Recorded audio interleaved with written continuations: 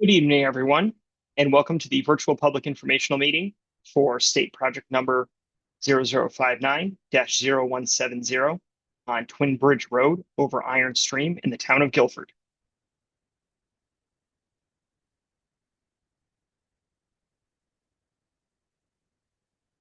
This is a quick slide on how to use closed captioning and subtitles in Zoom. On the bottom portion of the screen, there will be a button for closed captions. You can select your speaking language and select the language you would like from the list shown. Closed captioning will be available online after the event in different languages.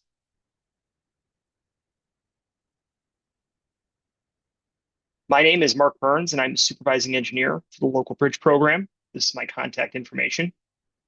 Quick overview and the goals for tonight's meeting are to interact with the rest of the project team, explain the federal local bridge program's Design Managed by State, or DMS program, which is where this project is funded, as well as project team introductions and welcome remarks by the town.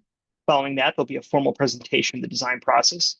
We'll explain the condition of the existing bridge and then define our purpose and need for the project, and then present our recommended viable proposal. Please keep in mind, design plans are only at 30%, and this is the time when we reach out to the public to solicit input. Following that, there'll be an open forum for your Q&As, questions and answers. I'll now read this slide on Title VI, Civil Rights. No person shall on the basis of race, color, or national origin be excluded from participation or subject to discrimination in the development of this project. We highly encourage you to fill out the voluntary post-meeting survey located at the hyperlink and QR code shown. There's also a link to the Department's Office of Equity Title VI Civil Rights page. Recording this presentation will be posted to CTDOT's YouTube channel after the event, and closed captioning, including non-English translation options, are available on Zoom and YouTube.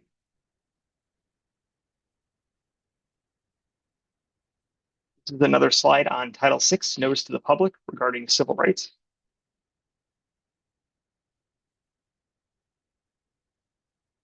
And the same slide in Spanish.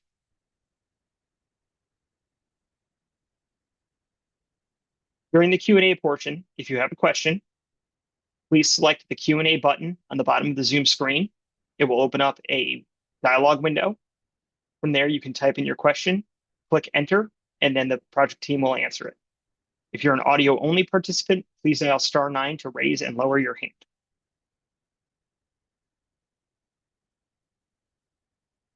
If you'd also like to reach out to us in other ways, you can reach out by email at dot-flbp@ct.gov, by phone at 860-594-2020.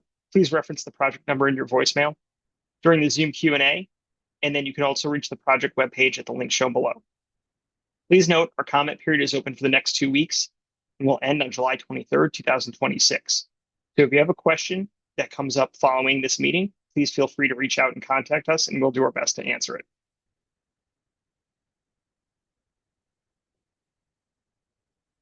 This project is funded through the Federal Local Bridge Program's Design Managed by State, or DMS program. In the past, the Federal Local Bridge Program funded projects at an 80% federal reimbursement and a 20% town match for design, rights-of-way, and construction phases. Under DMS, design, rights-of-way, and construction phases are funded with a minimum of 80% federal dollars and a maximum of 20% state dollars. Design, rights-of-way, and construction are at zero cost to the town. Now, even though the department has undertaken the design on behalf of the town, it is still a full partnership, and we coordinate with the town at all key project milestones.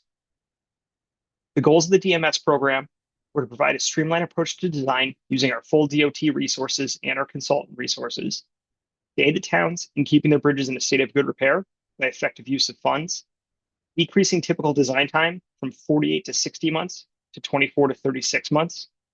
Where applicable, utilize accelerated bridge construction, or ABC techniques, to shorten construction duration and to increase the number of municipal projects delivered to construction each year. Representing the DOT and GM2 is our consultant liaison, or Derek Lassard, Division Chief of Bridges, Greg Funk, Principal Engineer of Consultant Bridge Design. As I said, I'm Mark Burns, the Supervising Engineer. Michelle Rain is the Project Engineer. And from GM2 Associates are Mike Brady, Project Manager, and Dan Carnine, project engineer. I'll now turn over to Janice Plasiak, town engineer, for some opening remarks. Thanks, Mark. Welcome everyone for the information meeting regarding the Twin Bridge Road Bridge Replacement Project. As Mark mentioned, the town of Guilford was fortuitous in finding out that this program existed. A separate email about something else regarding bridges that was sent to Mark, and he sent me information about this new program when he noticed that we did have this particular bridge listed as functionally obsolescent, as well as having scour critical ratings in their most recent inspection, I believe, in 2021. So it was a great program to utilize when the town had to manage the whole design project, part of the project for our Sawmill Road Bridge project, which was completed a few years back. So we saw this as an opportunity, and it's been a great opportunity working with both GM2 and the Connecticut DOT in getting a design that is, you know, context sensitive to the area, as well as going to give us a new bridge to last us for many years in the future. So we welcome any comments you may have about the projects as it stands now, and we look forward to completion of the project in the near future. Great. Thank you, Janice. Bridges are also inspected on a biannual basis. And here's a quick elevation view of a typical bridge. You'll have a deck, which is also known as your driving surface. There will be parapets that act as a barrier for pedestrians or vehicles. Supporting the deck and the parapets is what's called the superstructure, which in the case of this image is steel beams. Supporting the rest of the superstructure are the abutments and piers, otherwise known as the substructure. Additionally, wing walls act as earth retention. All these key elements are rated on a scale of 1 to 9, with 9 being in excellent condition and 1 being an imminent failure. If at any point there is a bridge that has a serious condition rating, the department will alert the town to take corrective action.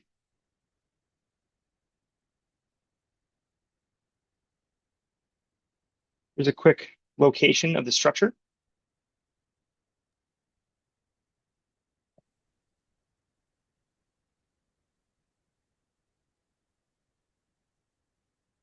I'll turn it over to Dan.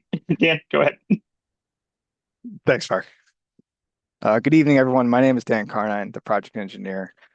I'm here tonight to present project number 59170 and all the technical aspects associated with the project.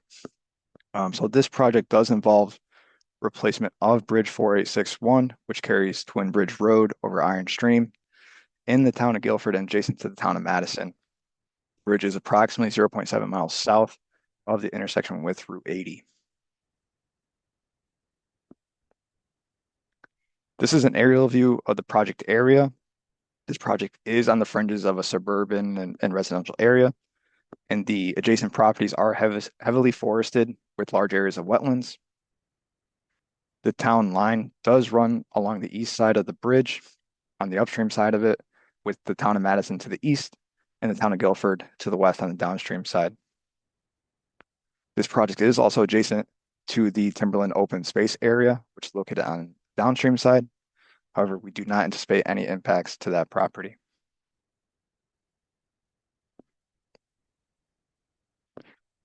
The existing bridge consists of a concrete encased steel girder superstructure supported by stone masonry abutments and walls. It has an out-to-out width of 18 feet. The existing bridge is narrow with a curb-to-curb width of approximately 16.5 feet, which does create a choke point on Twin Bridge Road. The bridge length is also 23.5 feet, which is undersized based on the measured bank flow width of 25 feet. The roadway is classified as an urban local road with ADT of 258 vehicles per day, posted speed limit of 25 miles per hour. There's no sidewalks.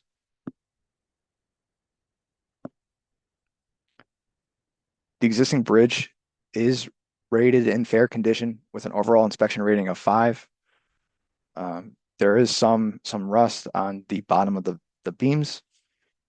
However, as Janice previously mentioned, this bridge is rated scour critical, so that means it is vulnerable to scour and erosion that could occur during design storm events. The latest inspection report did note a void under abutment number 1 below the footing stone. The report also noted that there are exposed cracks and voids in the stone masonry abutments. And there's also some wing walls that have vertical settlement and are laterally misaligned. Here are some additional condition photos of the existing bridge. Top left picture shows the existing stone masonry wing wall at the northeast corner of the bridge that runs along the channel and the roadway. This wall will be replaced as part of this project as well. The top right picture shows one of the misaligned end walls at the northwest corner. Bottom left picture shows the typical condition of the steel beams. And then the bottom right picture shows a view of the upstream channel where there's some debris. So looking at all this existing information and the existing bridge condition, the purpose of this project is to address the structural and hydraulic deficiencies and provide a resilient replacement structure that meets all current design standards. So we are proposing a new bridge at this site because the existing bridge is scour critical and has documented undermining and vertical settlement. Again, it has the substandard curb to curb width of approximately 16.5 feet, which again creates a choke point on the road. And the approach road is actually measured to be 18 feet. The structure does have areas of heavy rust on the bottom flanges of the steel beams. We also want to note that the existing structure does not meet current Connecticut DOT load rating or design standards. So we are proposing a full bridge replacement. The new bridge will consist of precast concrete beams. It will have a 30-foot clear span, so it'll be slightly longer than the existing bridge. We're also going with a wider bridge with a new 20-foot curb to curb width, which will be a little bit wider than the 18-foot approach roadway. The new bridge will accommodate 2 10-foot travel lanes, 1 lane in each direction, and have an overall out-to-out width of 23 feet 6 inches. The structure will be supported by concrete integral abutments with deep pile foundations. There will be standard or shorter curved wing walls at 3 corners of the bridge, and there will be a longer 89-foot long retaining wall at that northeast corner where the existing stone masonry wing wall is that runs along the channel. The proposed bridge will have open metal bridge rail along the structure itself and the wing walls. The open bridge rail will provide a less obstructive view of the surrounding area. The proposed bridge will also have concrete form liner on all exposed bridge elements. That'll create a simulated stone masonry appearance. Picture on the slide here is an example of a recent bridge project in the town of Guilford. This is the Sawmill Road Bridge. The proposed bridge on Twin Bridge Road will have a lot of similar design features, including the open bridge rail along the top, and then the simulated stone on the exposed bridge elements.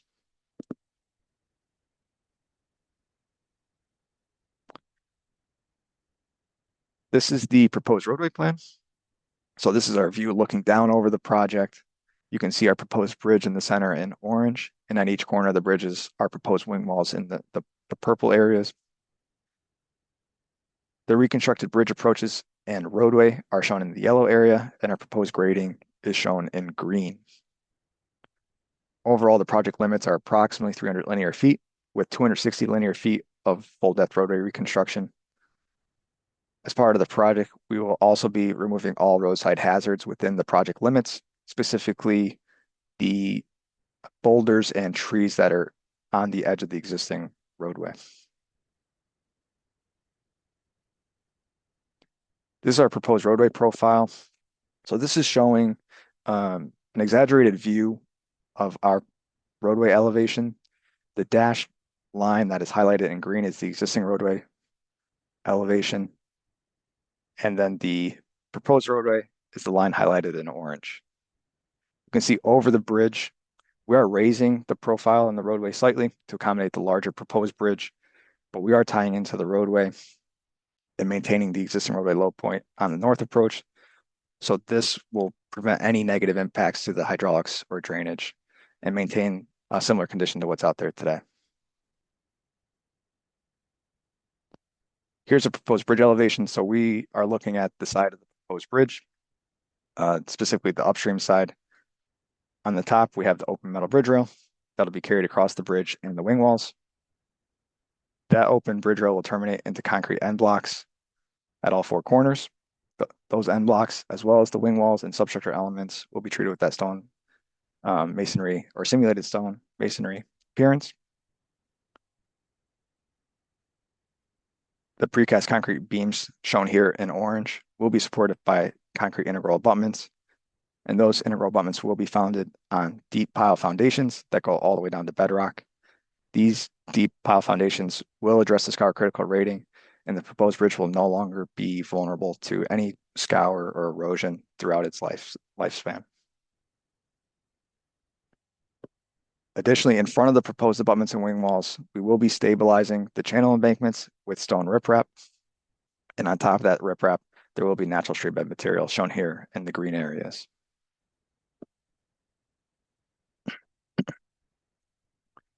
This is our proposed bridge cross section.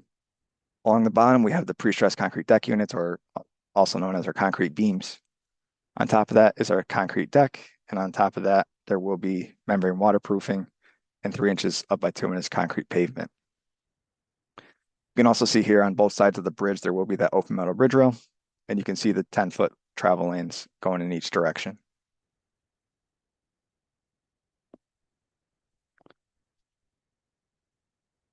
During construction, water will be handled with sheet pile cofferdam systems in order to provide a dry work area for the construction of the new bridge. During construction, we will maintain a 12-foot minimum temporary channel to maintain flows throughout construction and also provide unrestricted fish passage during the whole duration.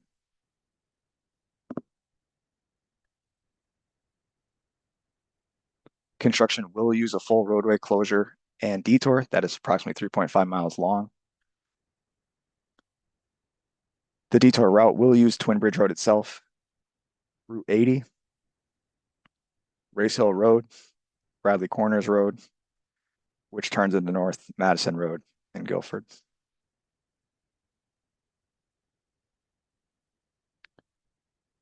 We will get all the necessary environmental permits for this project at the federal, state, and local levels. We currently anticipate a U.S. Army Corps of Engineers pre-construction notification, a flood management certification, since this project is located within a FEMA flood zone. And we also anticipate the Town of Guilford and Town of Madison and the Wetland Watercourse permits. There will be NDDB coordination for this project. So we will be coordinating with Connecticut Deep as well as U.S. Fish and Wildlife Services to get any additional requirements for potential presence of state and federal listed species. In addition to that, we are coordinating with Connecticut Deep Fisheries to incorporate any of their recommendations or additional best management practices to help protect the fish community at the site. Currently, some of those suggestions include providing a clear span bridge to ensure the continuation of unrestricted fish passage, which we are providing with our proposed alternative. And we're also limiting unconfined in-water work from June 1st to September 30th inclusive.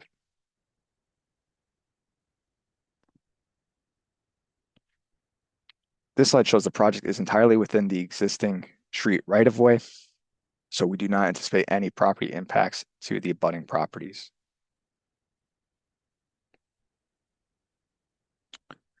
So construction is anticipated to start in spring of 2029. This will give us time to get all the necessary environmental permit approvals. Additionally, starting in the spring will allow construction to take place within one construction season or 1 year, which is about 6 to 8 months. This will help avoid any long-term closures or detours over the winter and into multiple years. Construction is estimated to cost about $5,370,000. And the funding split for that is 80% federal funds and 20% state funds. And again, this is at no cost to the town through the Connecticut DOT DMS program. Please note this schedule and cost are preliminary and subject to change as we progress into final design for the project.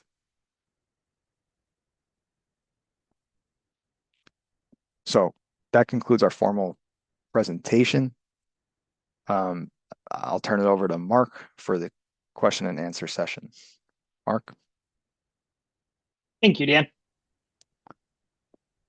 So turn it over now.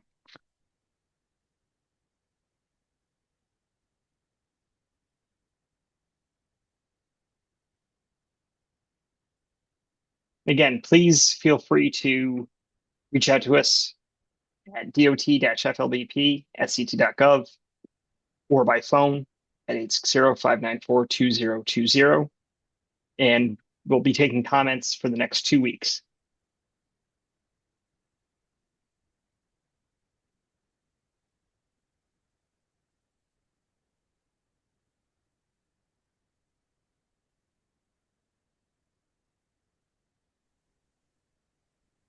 There's a question in the Q&A.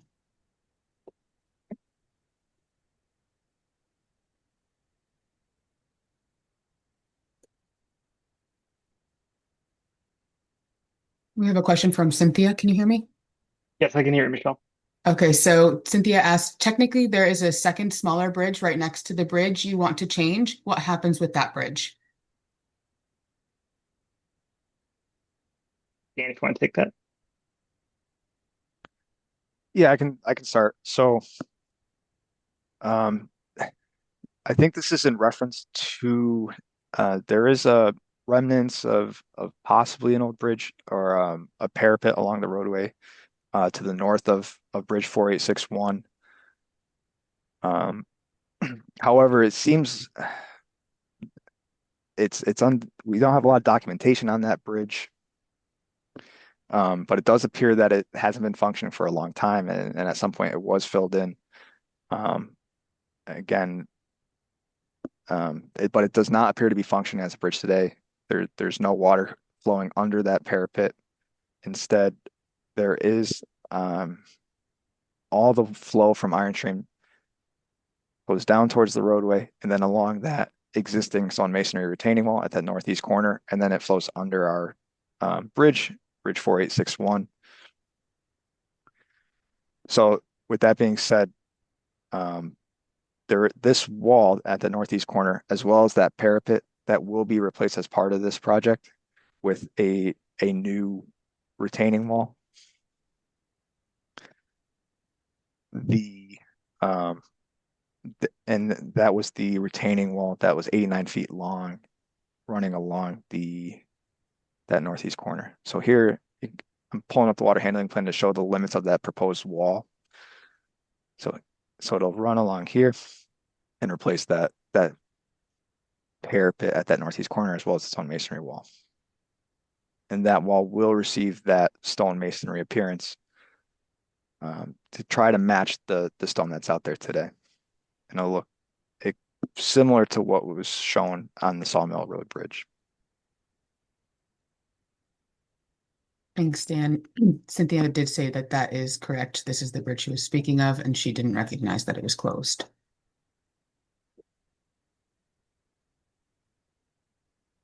And thank you.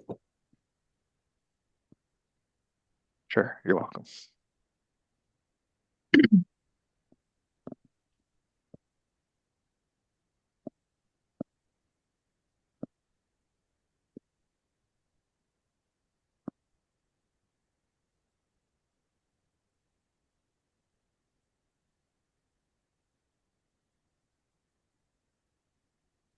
There's currently no more questions in the chat right now, but the comment period is open until Thursday, July 23rd, 2026. If you have any questions that you think of from now until then, you can send them to us by email at dot.flbp@ct.gov, or you can send them to us by phone at 860-594-2020. Please make sure you reference the project number 0059-0170 in your voicemail. But we'll still be here for a few more minutes if you have any questions for our live Q&A.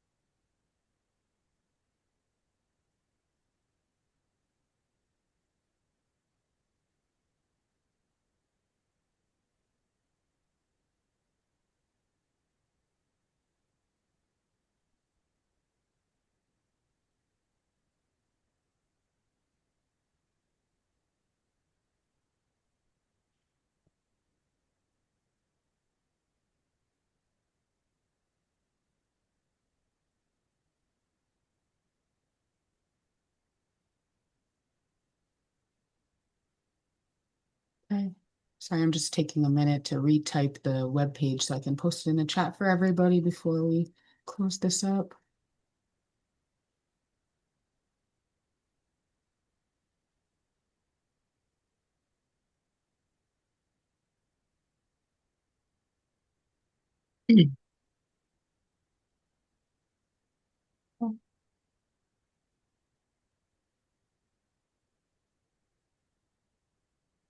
So, we got a question in our webinar chat. Usually our chat is not open, so we messed up our settings a little bit this evening. The questions usually go through the Q&A function, but the question we received is, I live on Twin Bridge and I am concerned about speeding. Is there any thought to speed bumps? Currently in the design, we do not do speed bumps as part of this project, but I can defer to Janice on that question for any other future enforcement questions. Thank you. Yes, so this project will, like Mark said, be focused solely on the replacement of the bridge. We have lots of complaints around town regarding speeding on roads. You can bring your complaints to myself or the police department regarding those concerns, and we will look at them separately in terms of any analysis of speed data and then whether or not there are some measures warranted for speed control. Great. Thank you, Janice. Yep.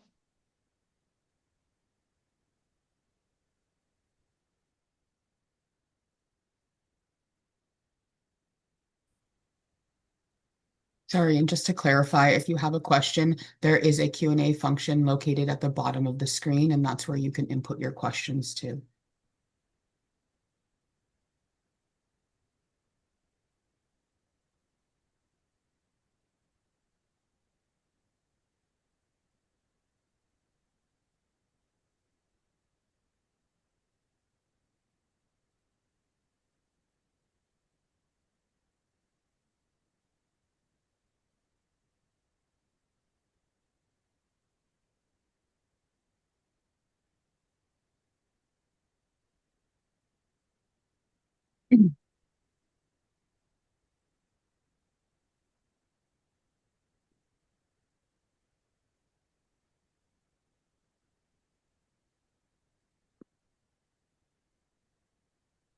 All right, we'll give this one more minute. I'll just reiterate that the comment period is open now from now till July 23rd for you to submit any questions. If you think of anything from now till then, please feel free to submit them by email at dot-flbp@ct.gov or send us a voicemail by phone at 860-594-2020. And also I posted the project webpage in the chat, and that is where we update any relevant information for the project, and you'll see anything there as well.